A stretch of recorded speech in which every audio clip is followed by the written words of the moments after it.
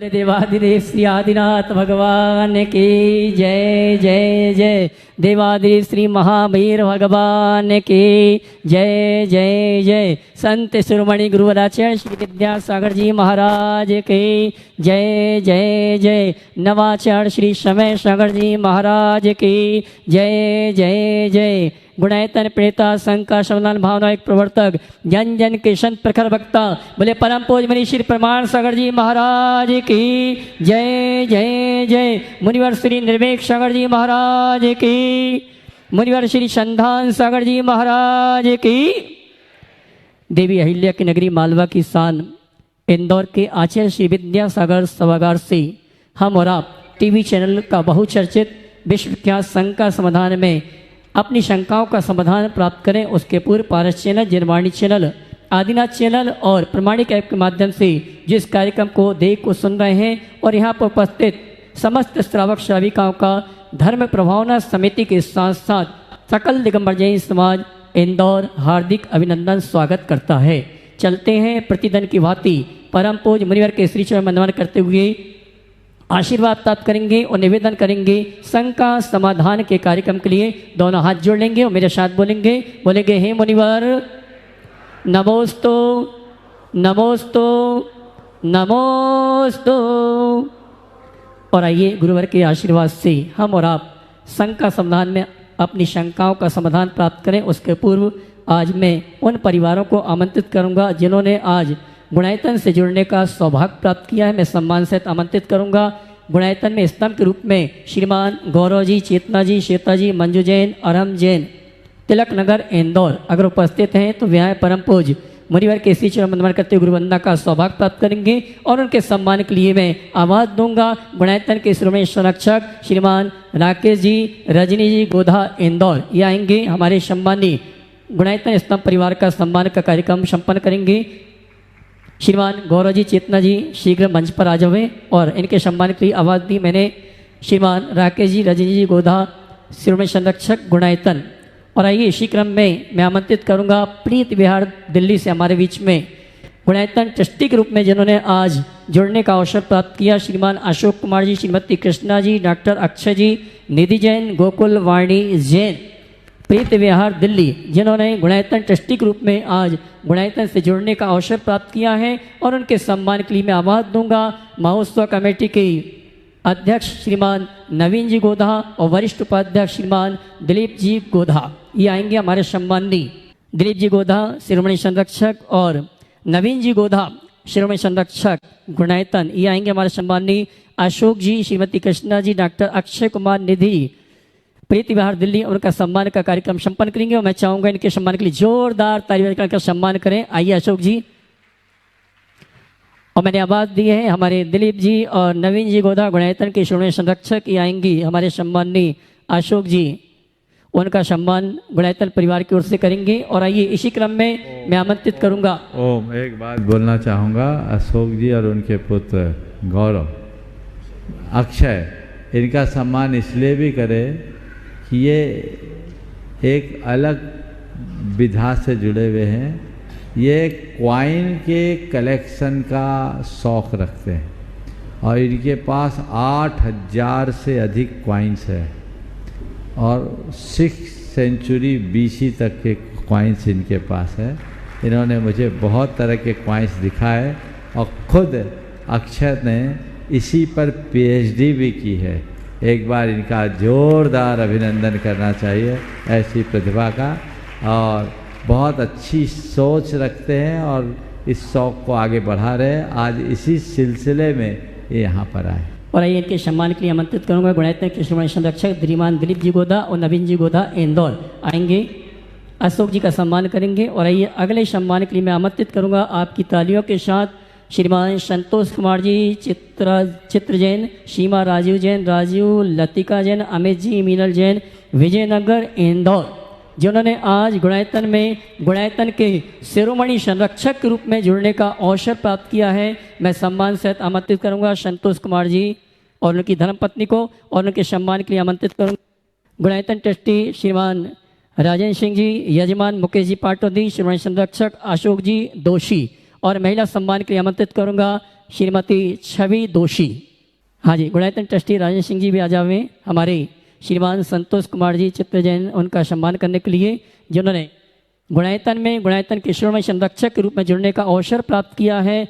ऐसे परिवार के लिए आप जोरदार ताली बजाकर इनका सम्मान करें। इनके सम्मान के लिए मैंने आवाज़ दी है। शिरोमणि संरक्षक भाई मुकेश जी पाचरे जी, शिरोमणि संरक्षक अशोक जी दोषी, गुणायतन ट्रस्टी श्रीमान संतोष कुमार जी चित्रा जी जैन, विजयनगर इंदौर, जिनका सम्मान हमारे महोत्सव कमेटी के पदाधिकारी के साथ साथ गुणायतन के शिरोमणि संरक्षक कर रहे हैं। जोरदार ताली बजाकर इनका सम्मान करें। और आइए मैं उस व्यक्तित्व को आमंत्रित करूंगा जिन्होंने गुणायतन में शिरोमणि संरक्षक के रूप में जुड़ने का अवसर तो प्राप्त किया है, लेकिन अपने बेटे को भी गुणायतन ट्रस्टी के रूप में जुड़ने का अवसर प्रदान किया है। मैं सम्मान सहित आमंत्रित करूंगा हमारे दयोदय ट्रस्ट के पदाधिकारी भाई मनोज जी वाकलीवाल, मोनित जी वाकलीवाल पूरे परिवार के साथ आएंगे और हमारे महोत्सव कमेटी के साथ साथ गुणायतन परिवार का सम्मान स्वीकार करें। भाई मनोज जी, मोनित जी वाकलीवाल आएंगे, कल्पना जी भी आ जावे, मोनित जी की श्रीमती भी आ जावे और उनके सम्मान के लिए मैं आवाज़ दूंगा। हमारे मुकेश जी पाटौदी आ जावे, साथ में हर्ष जी अजमेरा शिरोमणि संरक्षक गुणायतन, हाँ क्षमा करना, हर्ष जी महामंत्री धर्म प्रवाह समिति और शिरोमणि संरक्षक गुणायतन, ये सभी आएंगे। साथ में मैं आमंत्रित करूंगा अशोक जी दोषी, रानी जी दोषी, ये भी आ जावे। हमारे सम्मानी मनोज जी वाकलीवाल, कल्पना जी वाकलीवाल, मोने जी, इनका सम्मान का कार्यक्रम संपन्न करें। और उन्होंने कहा है महाराज सम्मान हम बाद में करवाएंगे, सबसे पहले हमने अपने बेटे को गुणायतन ट्रस्टी जो बनाया है उसका चेक सबसे पहले हम प्रदान करेंगे, उसके बाद ही सम्मान करवाएंगे। जोरदार ताली बजाकर इनका सम्मान करें। हाँ, बेटे को भी बनाएंगे, चिंता मत करो, अभी शुरुआत हो गई है। और इनके सम्मान के लिए मैंने आवाज़ दी है। मैं चाहूँगा एक बार मनोज भाई और कल्पना जी का जोरदार अभिनंदन करें। इन्होंने बड़ी दूरदर्शिता का परिचय देते हुए एक बहुत सुंदर पहल की। जब विगत दिनों गुणायतन के क्षेत्रीय अधिवेशन में ये चर्चा आई कि अब गुणायतन की यूथ विंग एक नई तैयार करनी चाहिए ताकि वो और बृहद स्तर पर काम कर सके, तो मनोज भाई ने अपने बेटे को इस भाव से ट्रस्टी बनाया कि युवा टीम का अनुकरण कर सके। एक बार जोरदार अभिनंदन। और मैं समझता हूँ बेटे को आगे लाने की ये पहली पहल है जो मनोज भाई के माध्यम से की गई। ऐसे व्यक्ति की जी भर कर अनुमोदना करनी चाहिए। आने वाली पीढ़ी को आगे बढ़ाने का ये प्रयास अनुकरणीय प्रयास है, सभी को ऐसा प्रयास करना चाहिए। आपकी ताली तो बजना ही चाहिए, बजाइए जोरदार। और आइए चलते हैं हम और आप बिना किसी भूमिका के संघ का समाधान के कार्यक्रम के लिए निवेदन करेंगे। संचालन के लिए परम पूज्य संधान सागर जी महाराज से दोनों हाथ उठा के जयकार लगाएंगे। बोले परम पूज्य मनीष श्री प्रमाण सागर जी महाराज की। क्षमा करना, इनकी बहू का नाम मैं भूल गया, मयूरी, जो कि हमारे मोनित मयूरी, कल्पना, मनोज जी वाकलीवाल। मनोज जी पहले से ही गुणायतन के शिरोमणि संरक्षक थे। उन्होंने आज अपने बेटे और बहू उनको भी गुणायतन से गुणायतन ट्रस्टी के रूप में जुड़ने का अवसर प्रदान किया है। और हम सबकी भावना है जैसे मनोज जी शिरोमणि बन गए, आगे चल के मोहित भी शिरोमणि बनेगा। जोरदार ताली बजाकर सम्मान करें। मोहित बनेगा शिरोमणि, मोनित, लेकिन अपनी कमाई से बनेगा। क्या बात, बहुत बढ़िया, ये आशीर्वाद। अच्छा, बहुत सुंदर। ये भी आज भी उसने अपनी कमाई दी। बहुत बहुत आशीर्वाद, बहुत बढ़िया। चलिए संघ का समाधान में अपनी शंकाओं का समाधान प्राप्त करेंगे। चलिए आज का ये सत्र अपन प्रारंभ करते हैं। और मैं देख रहा हूँ कि आज जैन इंजीनियर सोसाइटी के से जुड़े हुए बहुत सारे लोग यहाँ पर जो इंजीनियर हैं और अनेक पदों पर पदस्थ हैं यहाँ पर उपस्थित हैं। इन सब का एक बार जोरदार तालियों से स्वागत अभिनंदन कर दें। और आज का सत्र भी जैसा गुरुवर का आशीर्वाद मिला कि आज इंजीनियर्स के लिए यह सत्र समर्पित रहेगा, तो मैं आमंत्रित कर रहा हूँ प्रथम प्रश्न के लिए अपने बीच में मुख्य रूप से समर्पित, मुख्य रूप से, और बाकी कुछ लोग विशेष गुरुवर के आदेश से अपन और ले लेंगे। तो आज अरुण जी रेखा जी जैन इंजीनियर कटारिया वे अपना प्रथम प्रश्न रखेंगे और उसके बाद में तैयार रहेंगे राजेंद्र सिंह जी जैन लोहाड़िया, जो गुणायतन की ट्रस्टी भी हैं, रेखा अरुण जी कटारिया, और उसके बाद में राजेंद्र सिंह जी जैन लोहाड़िया गुणायतन ट्रस्टी, और उनके साथ में उनकी धर्मपत्नी श्रीमती रेखा जी जैन। नमोस्तु नमोस्तु नमोस्तु। गुरुवर, समय और समझ दोनों एक साथ किस्मत वालों को ही मिलती है, क्योंकि अक्सर समय पर समझ नहीं आती और समझ आने पर समय निकल जाता है। तो गुरुवर, हम कैसे समय और इसमें सामंजस्य बिठाएं?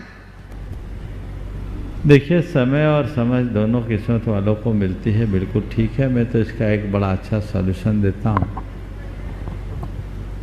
जिनने समय का उपयोग किया उनको देखकर हम समझ लें, और जिनने समय को खोया उनको देखकर हम समझ लें, तो हमारे पास समय भी रहेगा और समझ भी रहेगा। चलिए आगे। रेखा राजेंद्र जैन लोहाड़िया, जो जैन इंजीनियर सोसाइटी के फाउंडर चेयरमैन भी हैं और साथ में गुणायतन के ट्रस्टी भी। हाँ, अगला नाम। हम और सभी की अगले नाम के लिए तैयार रहेंगे श्री राजकुमार जी काला, रिटायर्ड चीफ इंजीनियर PWD। हम सभी की तरफ से आप महाराज श्री को नमोस्तु नमोस्तु नमोस्तु। छुल्लक जी महाराज को इच्छामि इच्छामि इच्छामि। महाराज श्री शास्त्रों में 4 प्रकार के दान बताए गए हैं, आहार दान, औषधि दान, अभय दान और औषधि दान। तो महाराज श्री आहार दान की इतनी महिमा बताई जाती है, 5 आश्चर्य होते हैं, जय जयकार होता है, पुष्प वृष्टि होती है, रत्न वृष्टि होती है। तो महाराज श्री ये आहार दान की ही महिमा इतनी बताई जाती है, और दानों में क्यों नहीं बताई जाती? कृपया बताइए। देखिए, मुख्य दान तो आहार दान है, क्योंकि आहार दान देने में सब दान हो जाता। हमारे साथ एक बाबा जी थे, शांति कुमार जी, वो हमेशा कहते थे, when tanki is full then journey is beautiful. पेट भरा रहे ठीक से तो आहार अच्छा हो तो स्वास्थ्य भी अच्छा होगा, दवाई खाने की जरूरत नहीं पड़ेगी। आहार अच्छा होगा तो हम अध्ययन करेंगे, तो आपको उपकरण देने की ज़रूरत नहीं है, और आहार देंगे तो हमारा शरीर टिकेगा, तो अभय दान भी आपका हो गया। इसलिए कहते आहार दान देने में सब दान हो जाता है, इसलिए आहार दान को इतनी प्रमुखता से लिया जाता है। समझ? नमस्ते महर्षि, नमस्ते महर्षि, नमस्ते महर्षि। राजेंद्र सिंह जी भी अपना प्रश्न कर रहे हैं, founder chairman Jain engineer society. हाँ, अगला नाम बोलिए। और नमोस्तु नमोस्तु नमोस्तु। गुरुवर, हम अपने स्वार्थ के लिए, हम अपनी प्रतिष्ठा के लिए अपने बच्चों को विदेशों में भेज देते हैं, और बाद में हम उम्मीद करते हैं कि वो बच्चे वापस आएं और हमारी सेवा करें। गुरुदेव, हो ये रहा है कि जिनके घर में व्यापार है, उनके घर में एक ही बच्चा है और वो भी विदेश चला जाता है, तो व्यापार में लगे हुए जितने परिवार हैं सब संकट में आ जाते हैं। जिनके यहाँ पे जो परिवारों में नौकरी में हैं वो जाते हैं तब तो ठीक है, परंतु जो बिजनेस के अंदर, और हमारी कम्युनिटी तो बिजनेस कम्युनिटी है, और इसके अधिकांश बच्चों को पेरेंट्स ही धकेलते हैं विदेश जाने के लिए, तो अपनी प्रतिष्ठा के लिए। तो इसके लिए इसको कैसे मार्गदर्शित, मेरा निवेदन है कि कृपया कर मार्गदर्शन करें, ताकि जो गलतियां पहले हो चुकी अब नहीं हो। धन्यवाद। देखिए, निश्चित आपने खुद ही कह दिया कि पेरेंट्स ही धकेलते हैं, तो जो गलती करेगा भोगेगा, और भोग भी रहे। हम पहले से ही अपने बच्चों का माइंडसेट ऐसा क्यों नहीं बनाते? हम अपने बच्चों को बार बार IITN बनने के लिए, हम अपने बच्चों को IIM में जाने के लिए, या इस तरह की बातें करने के लिए इतना प्रेरित क्यों करते हैं? हम शुरू से ही बच्चों की एक मानसिकता विकसित कर देते हैं, वह एक अदद नौकरी। ये मानसिकता बच्चों को हमसे दूर करती है। पढ़ाई से लेकर के आगे तक बच्चों से आपकी जैसी निकटता होनी चाहिए वैसी निकटता रहती नहीं, और जब ऐसी निकटता रहती नहीं तो इस तरह के कुपरिणाम सामने होते हैं। तो सबसे पहले बच्चों की आपसे निकटता होनी चाहिए, और पढ़ाई के साथ जीवन का मूलभूत ध्येय होना चाहिए। नौकरी कब करना चाहिए? जब हमारे पास जीविका का कोई दूसरा आधार नहीं। जिनके पास स्वयं की जीविका का सशक्त आधार है, जो 10 को नौकरी देने में समर्थ है, वो किसी का नौकर क्यों बने? तो ये प्रयास पहले से करना चाहिए। दूसरी बात, अब आने वाले दिनों में तो नौकरी में ऐसी भी स्थिरता नहीं है। AII के युग में जिस तरह से टेक्नोलॉजी का विस्तार हो रहा है, एक एक साथ गूगल जैसी कंपनी हजारों हजार को बाहर करती है, सबके गर्दन पर तलवार लटकी है, कब क्या हो जाए पता नहीं। ये बच्चों को समझाना चाहिए कि बेटे नौकरी में हमेशा तलवार लटकी है, व्यापार में तू अपना शहंशाह होगा। उनको उसके लिए उस तरीके से मानसिक रूप से तैयार करें, और यदि ऐसी तैयारी होती है तो बहुत अच्छा होता है। ये तो एक बात हुई। पर दूसरी बात मैं आपसे कहता हूँ, माँ बाप ये अपेक्षा क्यों रखते हैं कि मेरा बेटा बुढ़ापे में मेरा साथी बने, बुढ़ापे की लाठी बने? ऐसा क्यों सोचते हैं? ऐसा क्यों नहीं सोचते कि मैं ऐसा जीवन जीऊँ, ऐसा जीवन जीऊँ कि मुझे बुढ़ापे की लाठी की जरूरत ही ना पड़े। स्वावलंबी बनिए, पराधीन क्यों बनते हैं? अपने बुढ़ापे को वरदान बनाइए, अभिशाप बनने से बचिए। आत्मोन्मुखी दृष्टि रखें, स्वावलंबन की भावना से भरे, और जब सांसारिक दायित्व पूर्ण होता दिखे तो माया मोह से मुक्त होकर अंतर्मुखी चेतना का विकास करे, और स्वयं के प्रति जो स्वयं के उत्तरदायित्व है उन्हें पूरा करने का पुरुषार्थ करे। बहुत सुंदर। ये लक्ष्य रखे कि मुझे किसी के आश्रय के आलम्बन की जरूरत ही न पड़े, मैं इस निर्भव को सफल बनाऊं, सार्थक बनाऊं, और अंत व्रती बनकर संलेखना समाधि के साथ करूं, ताकि आवागमन के चक्र से हमेशा हमेशा को मुक्त हो सकूं। जिनके चले गए हैं उनके लिए मैं कह रहा हूं, जी जी। अब किसके लिए जी रहे हो? मोड़ो, अपने आप को मोड़िए, तय कीजिए कि मुझे अब अपने जीवन की दिशा क्या बनानी। बाकी और क्या होता है, संतान दूर है, आप फोन करते, पापा अभी मैं मीटिंग में बात करता हूँ, अभी उसको फुर्सत नहीं है, आप लगाएं और चौकीदारी कर रहे हैं संपत्ति की। और ध्यान रखना, तुम्हारे बच्चे अब तुम्हारे पास नहीं आएंगे, तुम्हारे मरने के बाद तुम्हारी संपत्ति बेचने भले आ जाए। और उसके लिए भी मैंने सुना है कुछ ऐसी एजेंसीज डेवलप हो रही है कि बिना आए काम हो जाए। ये हो रहा है, हो रही है ना? हो रही है, बिल्कुल हो रही है। अब क्या बताऊं, अंतिम संस्कार तक के लिए उनको फुर्सत नहीं। तो तुम तो सोचो ऐसा होने लगा है, आप लोग तो खैर भाग्यशाली हो, शायद ऐसा नहीं होगा जी। लेकिन ये केवल अंदर का मोहग्रस्त परिणाम है। इस परिणाम को बदलिए, और जो हमारी 4 आश्रम की व्यवस्था दी गई है, उस व्यवस्था के तहत हम वानप्रस्थी और संन्यास आश्रम को अपने जीवन का आदर्श बनाएं। क्यों लगे? और आप लोगों से कहता हूं, जिसने पहली पारी में अच्छा स्कोर खड़ा कर लिया, उसे दूसरे बल्ले पारी में बल्ला उठाने की जरूरत क्यों बल्लेबाजी कर रहे हो? आनंद लो, तगड़ा स्कोर है, उस तरफ क्यों देखते हो? अपनी तरफ देखिए, अपने जीवन को आगे बढ़ाइए।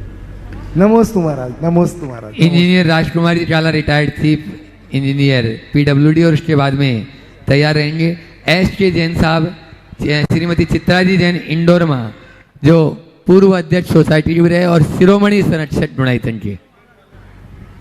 मुनि संघ के चरणों में नमोस्तु नमोस्तु नमोस्तु, क्षुल्लकगण के चरणों में छामी छामी छामी। भगवान, वर्तमान में उपलब्ध टेक्नोलॉजी के लिए हम वर्तमान इंजीनियरों पर गर्व करते हैं, करना भी चाहिए। क्या हमारे आचार्यगण कहीं अधिक बड़े वैज्ञानिक व इंजीनियर तथा उनकी प्रयोगशालाएं अधिक आधुनिक युग से अधिक विकसित नहीं थे?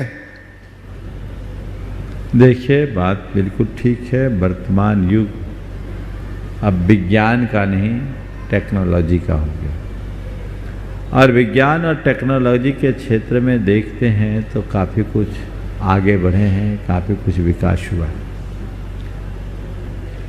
और लोग इसका पूरा श्रेय आज की व्यवस्था को देते हैं, आज के वैज्ञानिकों को देखते हैं, आज के टेक्नोलॉजिस्ट को देते हैं। इस दृष्टि से अगर देखा जाए तो वर्तमान युग विज्ञान और तकनीक से बहुत समृद्ध दिखता है। लेकिन यदि हम अपने अतीत इतिहास को देखें और अपने ग्रंथों को पलट कर देखें तो ये देखते हैं कि पुराने समय में भी हमारे पास बहुत अच्छा विज्ञान था और बहुत अच्छी टेक्नोलॉजी थी।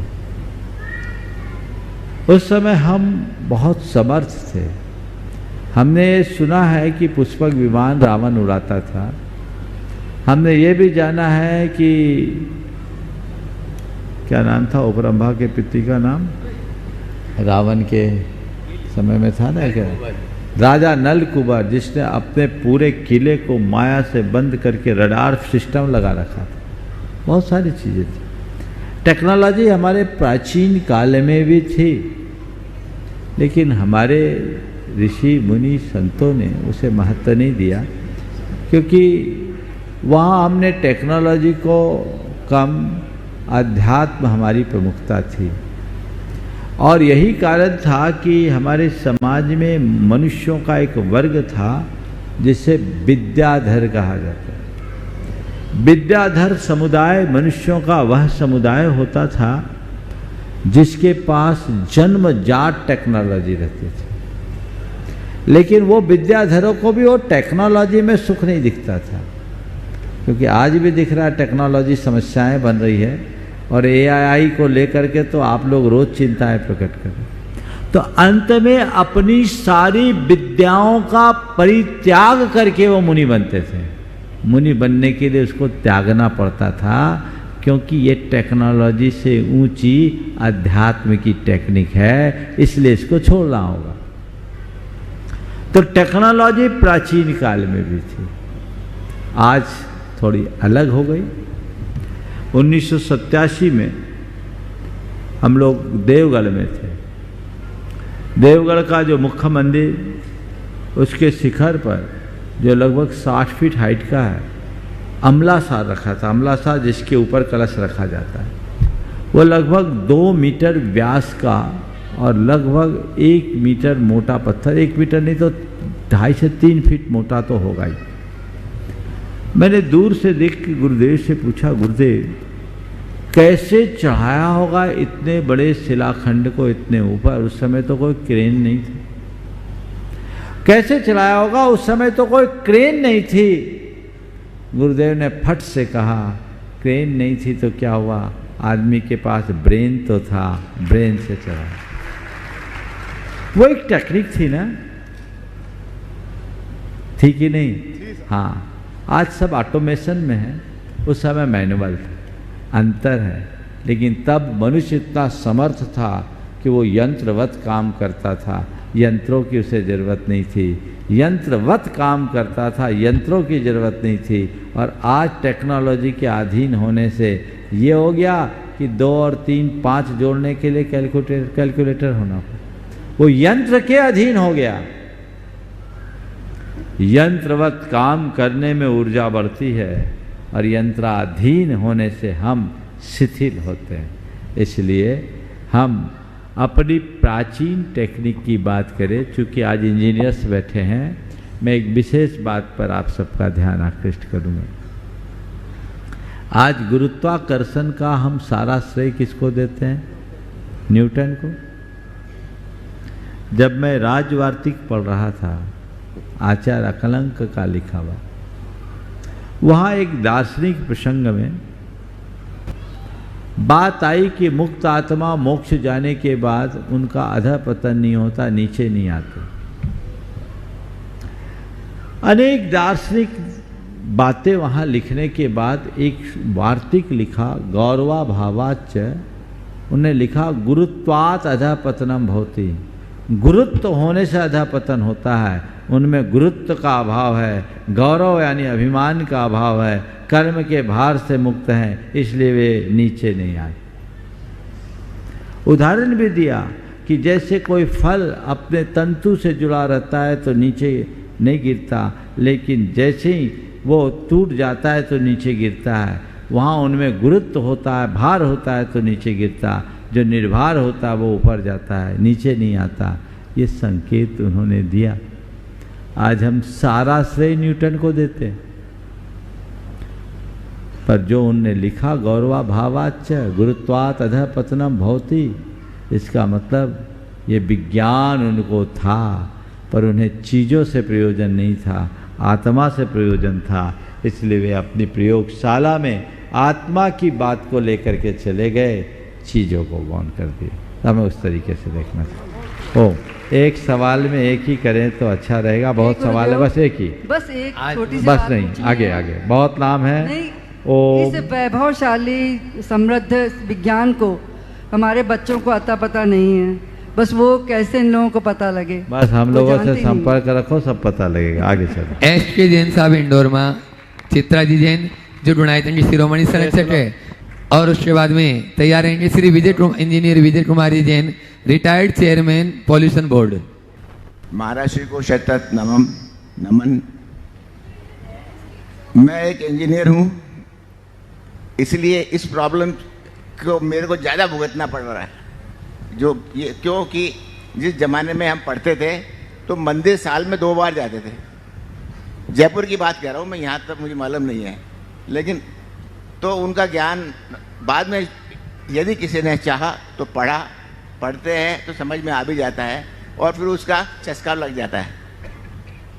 ये बात है कि जैसे बाहर निकले जयपुर के, मकान बाहर बनाने लगे और जो मोहल्ले थे पहले वो सब खाली हो गए और वहाँ पर मुसलमानों ने कब्जा कर लिया, खरीद ली सस्ते में प्रॉपर्टी सारी। और हर मोहल्ले में एक मंदिर है जयपुर में, अगर आपको पता नहीं है तो सुन लीजिए सर, कि छोटे से मोहल्ले में एक मंदिर अवश्य है। अब वो वीरान पड़ा है, कोई देखने वाला नहीं है, वो कब्जा हो जाएगा मुसलमानों का। ये प्रॉब्लम की तरफ किसी का ध्यान भी नहीं है। तो अगर इसका कुछ उपाय हो, इंजीनियर्स कुछ कर सके, थोड़ा बहुत सोचे, शुरू करें। पहले तो मैं चाहूँगा एक बार एस के जैन का जोरदार अभिनंदन करें।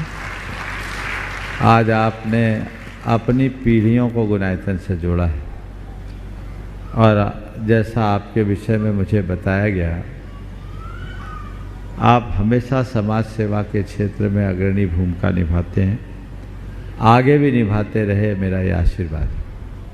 आज आपने जो मुद्दा उठाया बहुत गंभीर और विचारणीय मुद्दा है। ये केवल जयपुर की बात नहीं, लगभग पूरे देश की स्थिति ये बन रही है। हो सकता है इंदौर में भी कमोबेश इसकी शुरुआत हो गई हो। जीवन शैली में परिवर्तन आया, लोगों का रहन सहन बदला।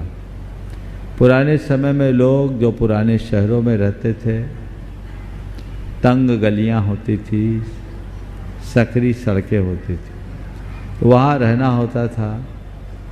ऊंचे पूरे मकान, और उन मकानों में लोग मकानों में रहते थे, एक एक कमरों में 10-10 लोग रहते थे। लाइफ स्टाइल बदली, लोग गाड़ी घोड़ा मेंटेन करना शुरू कर दिए। तंग गलियों में उन्हें रहने में थोड़ी असुविधा होने लगी। हर शहर का विस्तार हुआ, उनने अपने पुराने घरों को छोड़कर नई जगह बसना शुरू कर दिया। अब जब नई जगह बसना शुरू किए तो अब उस पुरानी संपत्ति को निपटाना है, तो जो ज़्यादा दाम दे दिया उसको दे दिए।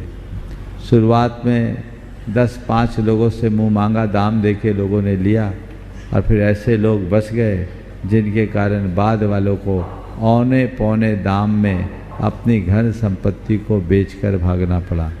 आपने जयपुर की बात की, बिल्कुल सही की। मैं जयपुर गया हूँ और देखा भी हूँ। जयपुर जो कभी जैनपुर हुआ करता था, और ख़ासकर जौहरी बाज़ार जो जैनों का गढ़ था, जिसमें जैनी हजारों की तादाद में रहते थे, और सैकड़ों मंदिर जहाँ हैं। आज मंदिर तो फिर भी हैं, लेकिन जैन धीरे धीरे गोल होते जा रहे हैं, और उनके मकान उन लोगों ने खरीद रखा है जिनके जीवन में रोज़ हिंसा जुड़ी हुई है, जो हिंसक कार्यों में लिप्त है, और जिनके रहने से वहाँ लोगों का आवागमन भी कठिन होता जा रहा है।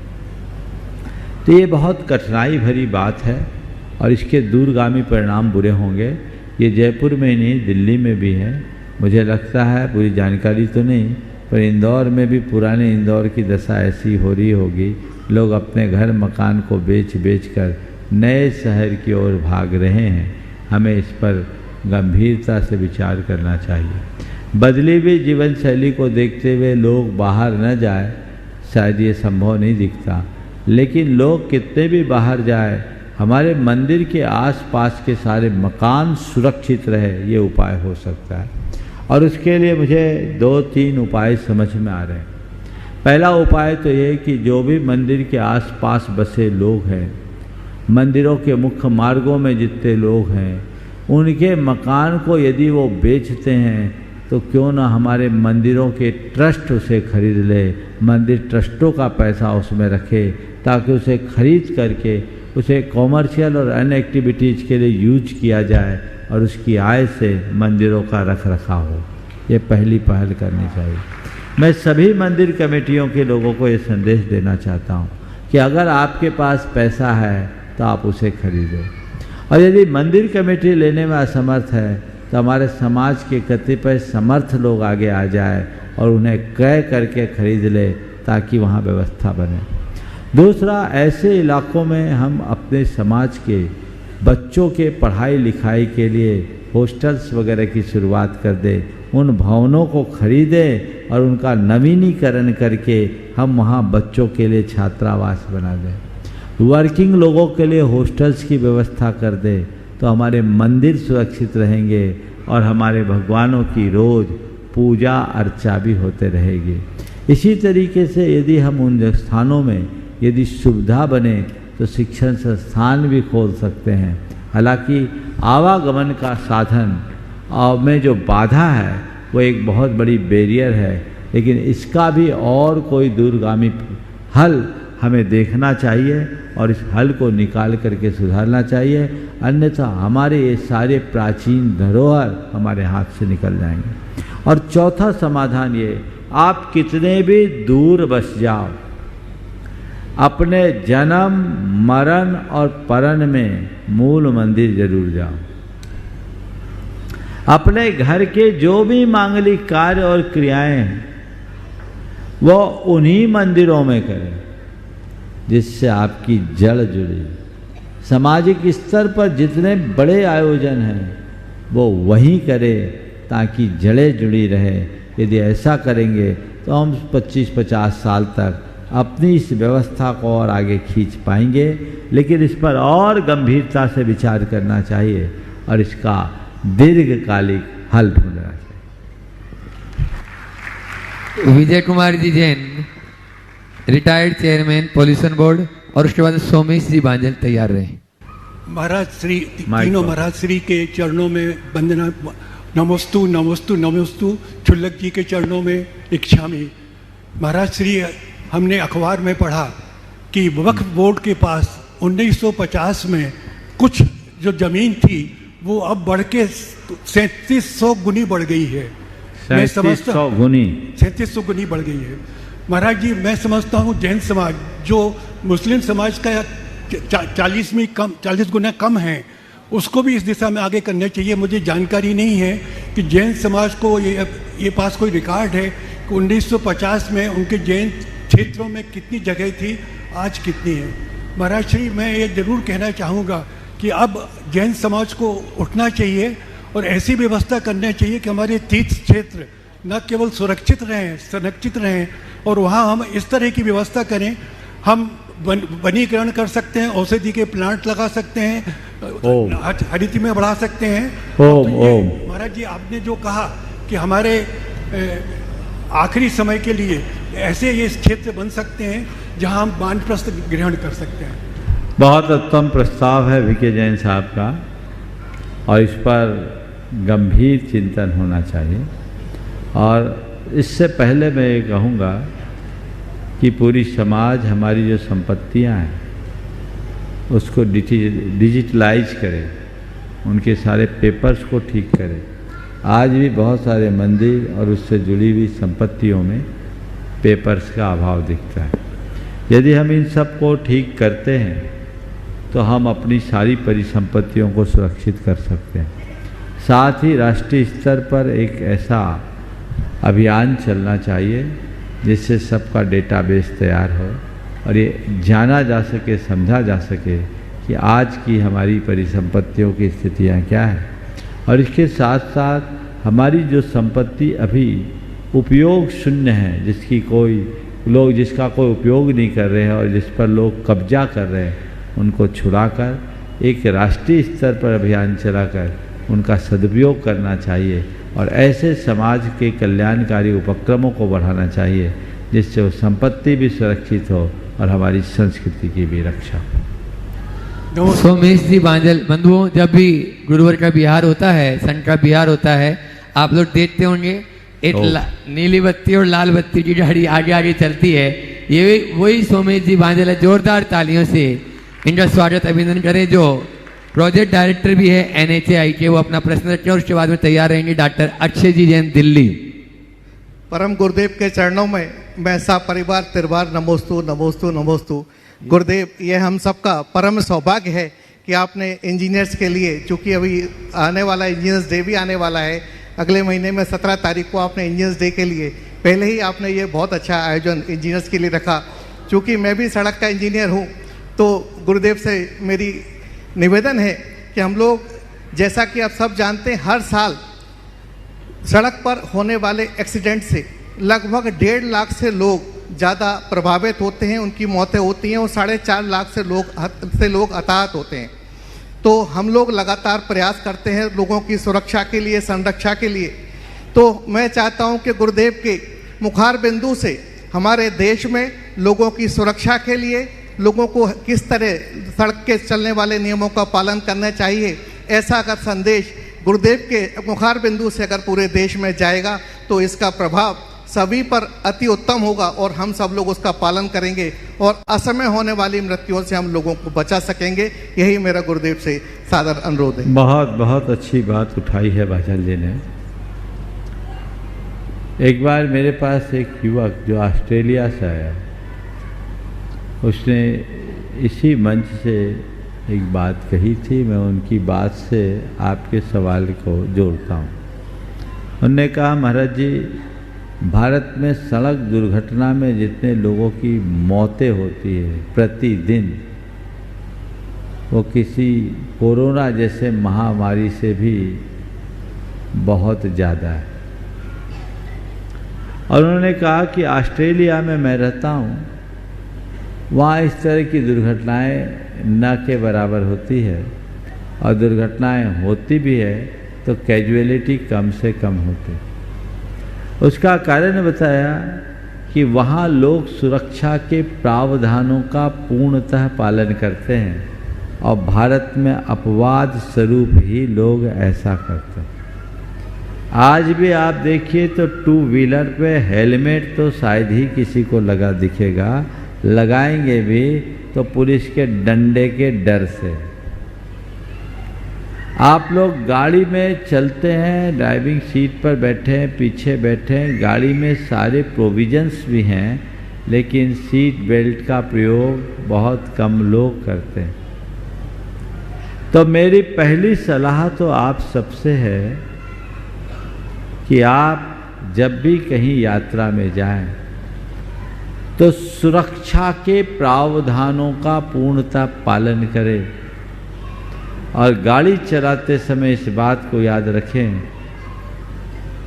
थोड़ा बच्चों को शांत करें, कहीं कोई मेरी प्रतीक्षा भी कर रहा है, इस बात को कभी न भूलें। ये प्रावधान होना चाहिए और आपके पढ़े लिखे होने का यही प्रमाण भी है। ये सबको ध्यान देना चाहिए। दूसरी बात, एक सलाह दूंगा, जो बड़ी दुर्घटनाएं होती है वो पूरी रात 4 व्हीलर की जर्नी में होती है। दुर्घटना के 3 आधार: नींद, नशा और तेज रफ्तार। आप पूरी रात जर्नी से बचिए, ओवरनाइट मत चलिए। अगर आपको चलना बहुत ज़रूरी है तो ट्रेन या बसों से चले जाइए, पर 4 व्हीलर से पूरी रात की जर्नी ना करें। मैंने अपनी आंखों से एक घर से एक साथ 5-5 अर्थी उठते देखी है। नींद का झोंका आया और भयानक दुर्घटनाएं हुई। लोग नाइट सेव करना चाहते हैं, मैं आपसे लाइफ सेव करने की बात करता हूँ। Save the life. मैं तो अपने से जुड़े हुए लोगों को नियम दिलाता हूँ कि आप पूरी रात 4 व्हीलर से मत चलिए। आप अपनी जब भी यात्रा के लिए निकलिए ऐसी प्लानिंग कीजिए कि 11-12 बजे रात तक आप कोई ठिकाने रुक जाए।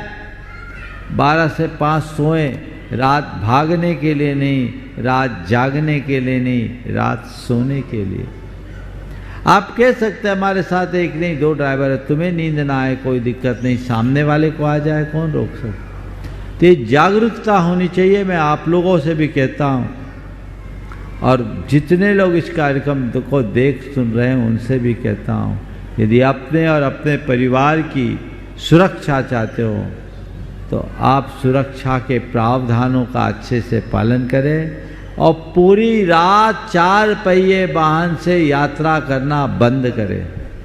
अब तो सब जगह चार्टेड बसेज उपलब्ध है, ट्रेन की सुविधाएं उपलब्ध है, फ्लाइट की फैसिलिटीज है, आप क्यों नहीं उनका उपयोग करते हैं? भागिए मत, प्लानिंग कीजिए, ठीक तरीके से प्लान करके काम कीजिए ताकि आप सुरक्षित रह सके और इस प्रकार की दुर्घटनाओं से बचा जा सके। बच्चों को भी इस विषय में जागरूक करने की आवश्यकता और अपेक्षा है।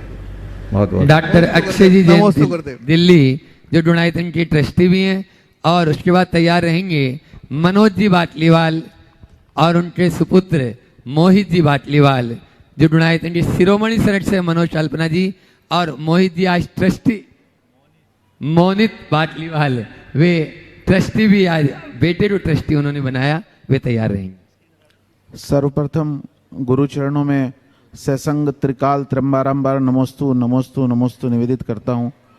महाराज साहब आज मैं खुद को बड़ा पुण्यशाली महसूस कर रहा हूँ। 2005 में आपने बड़ौत में चतुर्मास किया था, वहाँ पर पंचकल्याणक प्रतिष्ठा कराई थी। उसके बाद आया तो मैं महाराज साहब इंदौर में मुद्रा उत्सव में था, पर ये उत्सव देखने का जो मुझे सौभाग्य मिला उससे मैं बड़ा अभिभूत हूँ। महाराज साहब आज हमने गुणायतन में जो आप समूह शरण की रचना करा रहे हैं उसका प्रतीकात्मक समूह शरण का रूप देखा चलचित्र में। महाराज साहब ये तो मुझे याद नहीं है कि कभी भगवान के समूह शरण में किसी भव में मुझे जाने का सौभाग्य मिला या नहीं मिला, परंतु आज आपके समूह शरण में बैठा हूँ, बहुत सुंदर लग रहा है। महाराज साहब उस समय मेरे मन में एक प्रश्न आया कि उस समूह शरण में भव्य और अभव्य जीव सभी जाते हैं, परंतु अभव्य पहले कोटे में ही रुक जाते हैं, वहाँ की भव्यता में खो जाते हैं, और जो भव्य जीव होते हैं वो अंतिम कोटे में जाकर भगवान के दर्शन करते हैं। तो महाराज साहब जो अभव्य जीव हैं, क्या उनको किसी भव में भगवान के समूह शरण में अंतिम कोटे में जाने का अवसर मिलता है या नहीं मिलता है? ये मेरी शंका है, कृपया समाधान करें। देखिए, अभव्य जीव का भवितव्य बुरा होता है और इसलिए उसे अंतिम कोठे में जाने का अवसर नहीं, समझ गए? वो जाएगा ही नहीं, वो 7वीं भूमि से आगे नहीं जाएगा। अष्टम भूमि में केवल सम्यक दृष्टि जीव ही जाते हैं, क्योंकि अभव्य कभी भव्य नहीं बन सकता, इसलिए ऐसे महाराज श्री हमें कभी ये सौभाग्य प्राप्त हो सकता है? बस तुम तो यही मानो कि हम साक्षात समूह शरण में जा रहे, तो हो सकता नहीं, हो गया है। नमस्ते गुरुदेव। हाँ, सुदृढ़ सागर जी महाराज जी के परिवार से आपके इंदौर के गौरव भी हैं मनोज जी बाटलीवाल जो शिरोमणि सरट से और मोनित जी बाटलीवाल ट्रस्टी, और उसके बाद में तैयार रहेंगे आज अपने बीच में सूरत से तरुण जी मिश्रा जी।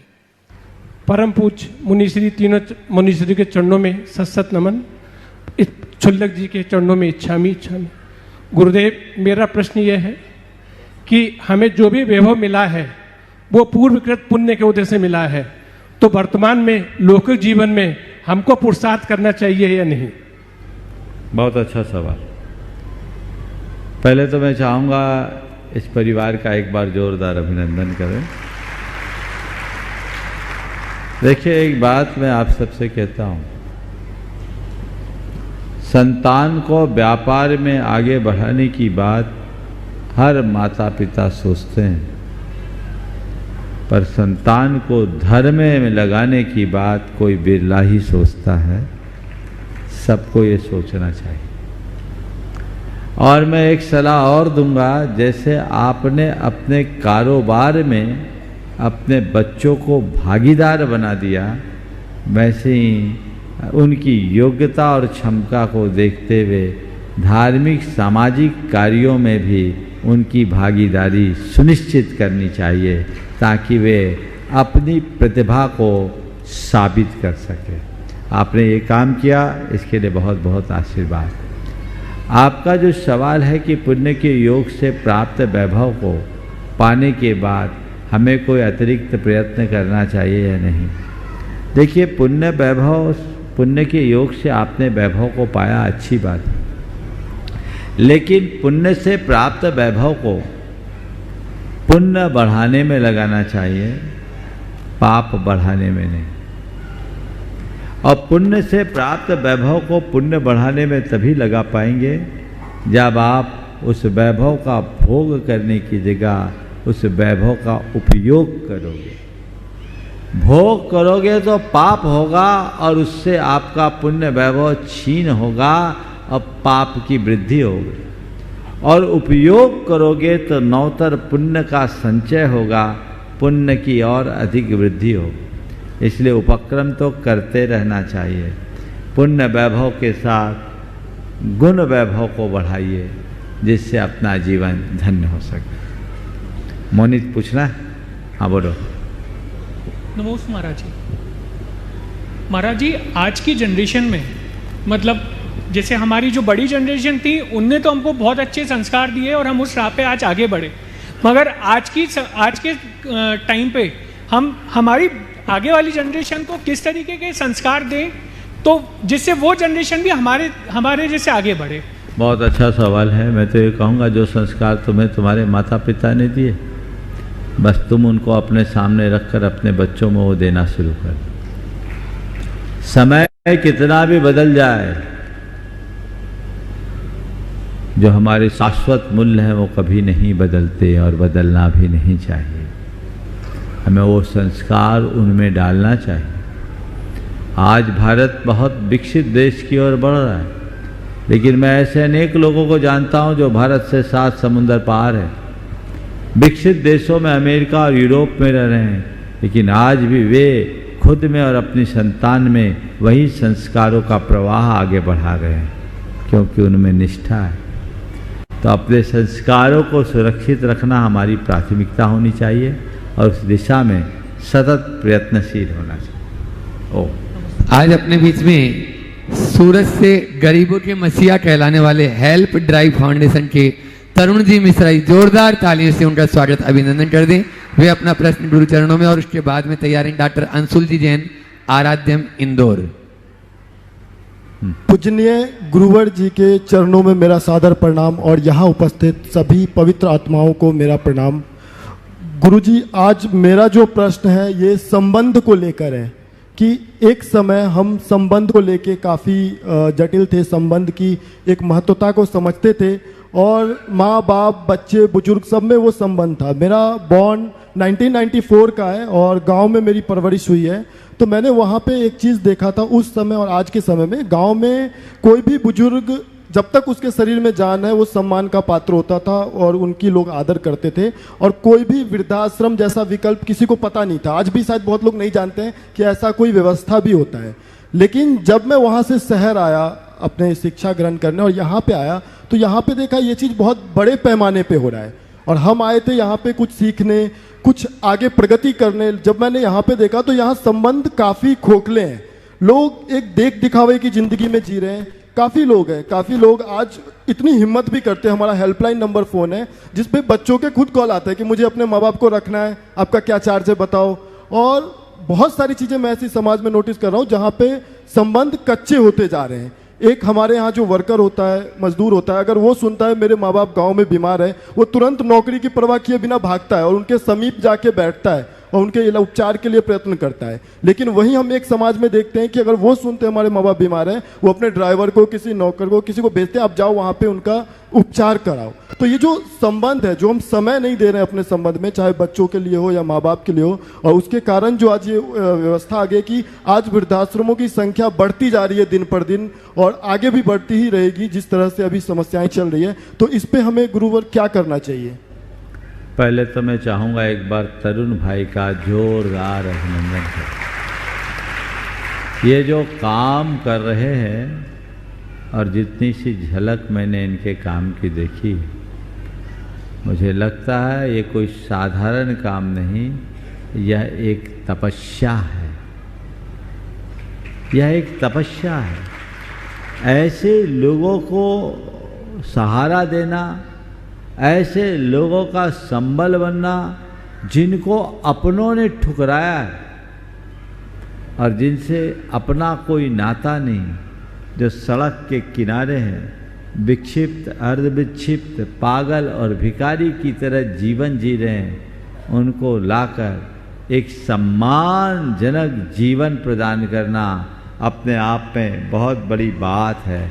आप लोग ये जो कार्य कर रहे हैं ये प्रशंसनीय नहीं, अनुकरणीय है, और हमें ऐसे लोगों का हाथ मजबूत करना चाहिए कि इनकी गहन संवेदनशील भावना की अभिव्यक्ति है। आपने जो सवाल किया बड़ा मौलिक है कि आज हमारे संबंध दिनों दिन बिगड़ रहे हैं। संबंध क्यों बिगड़ रहे हैं? संबंध केवल इसलिए बिगड़ रहे हैं क्योंकि हमारी सोच पूरी तरह अब पदार्थवादी होते जा रही है। पदार्थवादी सोच व्यक्ति को बुरी तरह आत्मकेंद्रित बना रही है। अब हम व्यक्तिनिष्ठ न होकर वस्तुनिष्ठ होते जा रहे हैं। हमारी सोच कंज्यूमरिज्म के पहल के अनुसार यूज एंड थ्रो जैसे हो रही है।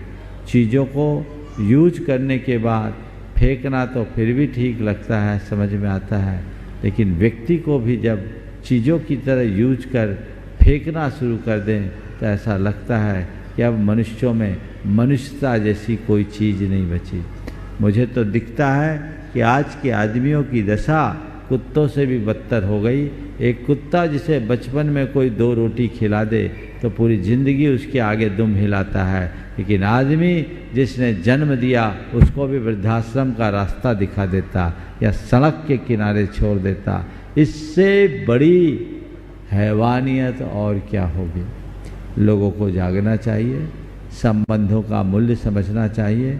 एक बात ध्यान रखना, संपत्ति मनुष्य के लिए बाहर से ताकतवर बनाती है, लेकिन उसकी असली ताकत उसके संबंध में है, और वह तभी होगा जब हम प्रेम पूर्ण संबंधों को महत्व देंगे और प्रेम, परस्परता, बंधुत्व और आत्मीयता जैसे उदात्त जीवन मूल्यों को आत्मसात करेंगे। ये विडंबना है कि आज हमारे देश में जहाँ वसुधैव कुटुंबकम की बात की जाती थी, वहाँ वृद्धाश्रम खोलने पड़ रहे। हमारे यहाँ संन्यास आश्रम की तो व्यवस्था रही है, पर वृद्धाश्रम हमारे देश के लिए कलंक है। लेकिन फिर भी क्या करें, जब हमारा जीवन स्तर इतना बिगड़ रहा है तो इस तरह के भी आश्रय स्थल खोलने के लिए मजबूर होना पड़ रहा है। एक आध्यात्मिक क्रांति जगाने की ज़रूरत है और इसके लिए युवाओं को आगे आने की आवश्यकता है, तभी हम समाज को इस दुरवस्था से बचा सकेंगे। डॉक्टर अंशुल जी जैन आराध्यम इंदौर, और उसके बाद में तैयार रहेंगे श्वेता जैन तिलक नगर इंदौर, जो आज स्तंभ के रूप में भी जुड़े हैं। नमोस्तु महाराज जी, आपके पावन चरणों में नमोस्तु करता हूँ। सम्मानीय महानुभाव, आज मैं इधर एक शंका या सवाल के लिए उपस्थित नहीं हुआ हूँ। गुरुदेव की असीम प्रेरणा से मुझे इस विश्व के 8वें अजूबे गुणायतन पर लिखने का सौभाग्य प्राप्त हुआ है। मैं पिछले 15 वर्षों से कवि सम्मेलनों के माध्यम से आप सभी के बीच पारस चैनल, जिनवाणी चैनल के माध्यम से उपस्थित रहा हूँ। आज मेरा सौभाग्य है गुरुदेव के पावन चरणों में 3 मिनट की एक कविता आप सबको सुनाना चाहता हूँ। सुनिएगा। गुरुदेव। प्रसिद्ध सिद्ध तीर्थ श्री शिखर समेद की धरा, प्रसिद्ध सिद्ध तीर्थ श्री शिखर समेद की धरा, मुक्ति मार्ग के लिए रही सदैव उर्वरा। अनादि से अनंत काल तक इसी, अनादि से अनंत काल तक शिखर समेद से हुए अनंत जीव सिद्ध आयु कर्म भेद के। इसी शिखर समेद की धरा पे एक प्रमाण मन दे रहा समूचे विश्व के लिए गुणायतन गुणायतन गुणायतन। अनादि से अनंत काल तक शिखर समेद से हुए अनंत जीव सिद्ध आयु कर्म भेद के। इसी शिखर समेद की धरा पे एक प्रमाण मन दे रहा समूचे विश्व के लिए गुणायतन। और गुणायतन क्या है? गुरुदेव के शंका समाधान में मैंने जो सुना वही लिखा। नरक क्या है, स्वर्ग क्या है, आत्मा की शक्ति क्या। नरक क्या है, स्वर्ग क्या है, आत्मा की शक्ति क्या। पुण्य क्या है, पाप क्या है, और नवधा भक्ति क्या। क्या समय का चक्र है, किसे कहाँ का फल मिला। क्या समय का चक्र है, किसे कहाँ का फल मिला। गया निगूद कौन तो किसे अनंत बल मिला। इन्हीं अनंत प्रश्न उत्तरों का एक आकलन, इन्हीं अनंत प्रश्न उत्तरों का एक आकलन। गुणायतन गुणायतन गुणायतन गुणायतन गुणायतन गुणायतन गुणायतन गुणायतन। और इसका निर्माण कैसे हुआ? अनंत शौर्य शक्ति से, अनंत बुद्धि ज्ञान से। मैं चाहता हूं कि जहां भी मेरी बात अच्छी लगे आपके हाथ खुले। अनंत शौर्य शक्ति से, अनंत बुद्धि ज्ञान से हुआ गुणायतन प्रमाण मुनि श्री प्रमाण से। अनंत शौर्य शक्ति से, अनंत बुद्धि ज्ञान से हुआ गुणायतन प्रमाण मुनि श्री प्रमाण से। तीन लोक को नयन से एक भवन में देखिए, तीन लोक को नयन से एक भवन में देखिए। जो पुराण में लिखा गुणायतन में देखिए, जो पुराण में लिखा गुणायतन में देखिए। तो देख कर चतुर्थ काल धन्य कीजिए नयन, देख कर चतुर्थ काल धन्य कीजिए नयन।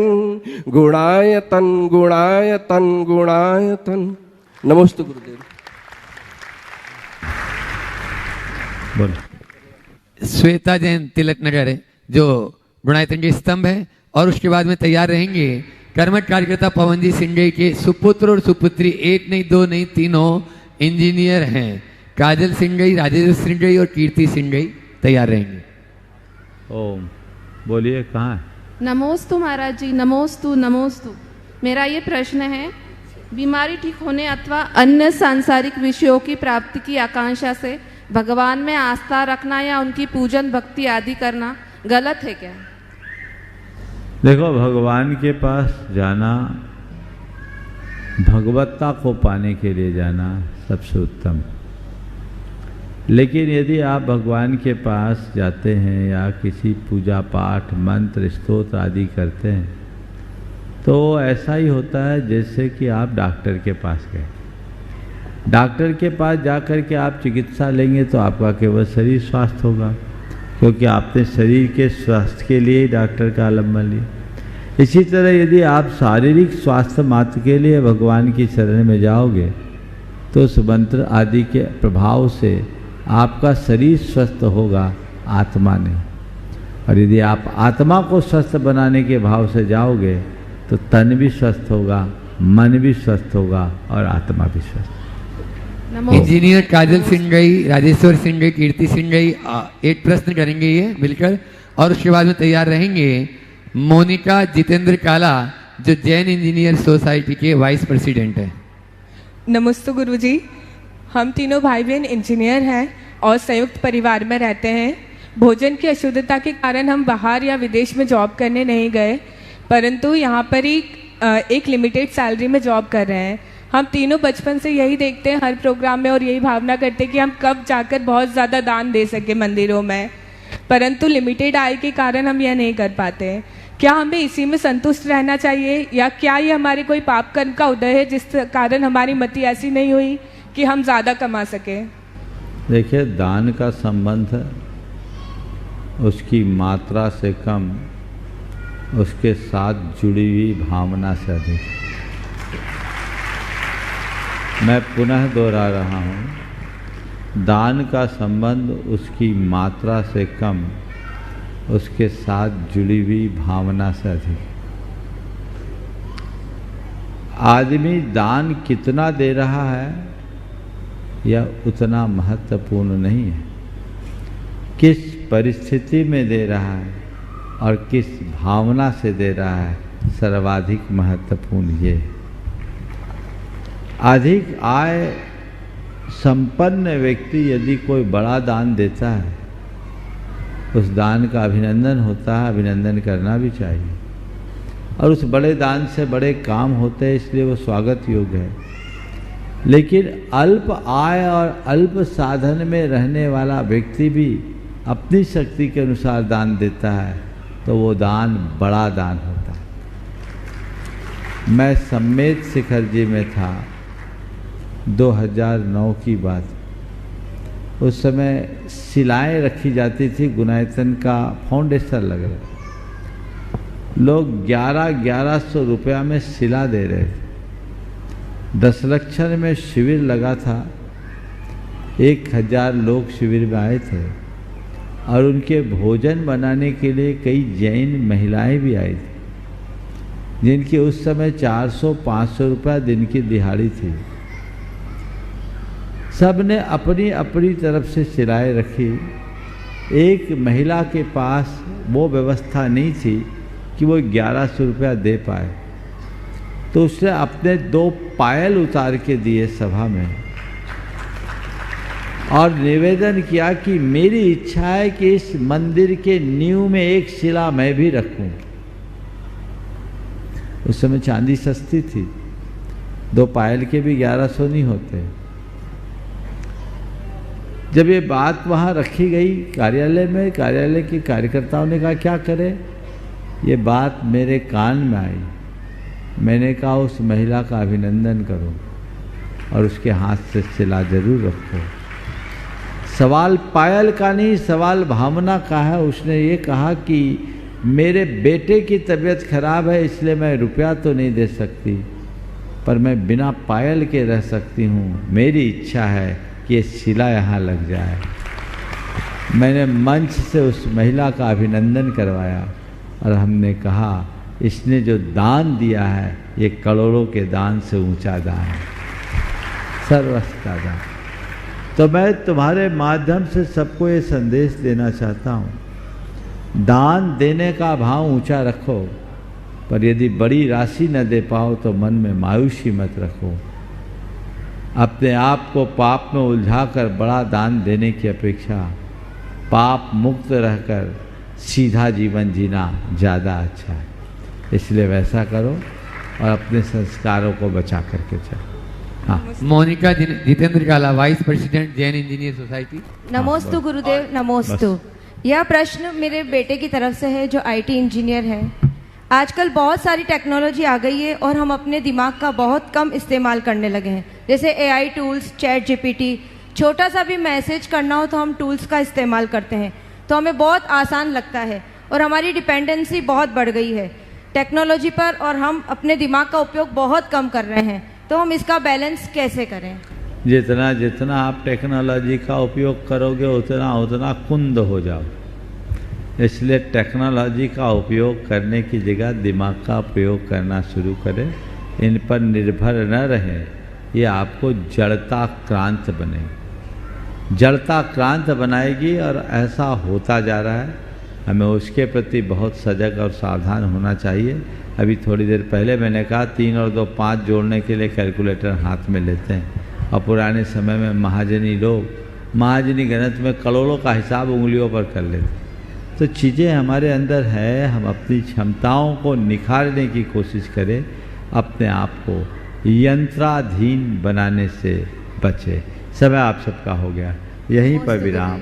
बोलिए परम पूज आचार्य गुरुवर श्री विद्यासागर जी महाराज की।